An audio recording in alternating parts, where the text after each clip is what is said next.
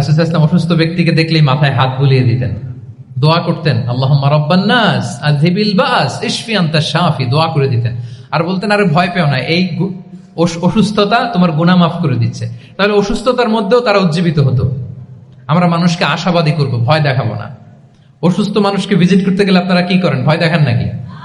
না, আশাবাদী করবেন, বলবেন যে আরে কি অসুস্থতা, আপনার দেখে দেখে অনেক সুস্থ লাগতেছে, বলতে পারবেন না? কিন্তু আমরা কি করি? কেউ অসুস্থ হইলে ওই অসুস্থতায় সবচেয়ে কষ্ট পেয়ে যে মারা গেছে তার হিস্ট্রি বলা শুরু করি। এরকম করে না অনেকে? ধরেন যে একজন ক্যান্সারের পেশেন্টকে দেখতে গেছেন, এবার যে আপনার কোন খালা ক্যান্সারে কিভাবে ধুকে ধুকে মরছিল, ওই হিস্ট্রি আপনি বয়ান দিতে শুরু করছেন। বেচারা বাঁচবে? যা একটু সুস্থ ছিল ওইটাও তো অসুস্থ বানাই দিচ্ছেন। কি বলেন? তাহলে ইসলাম আমাদেরকে আশাবাদী করে। প্রিয় ভাই এবং বোনেরা, কি করে? আশাবাদী করে।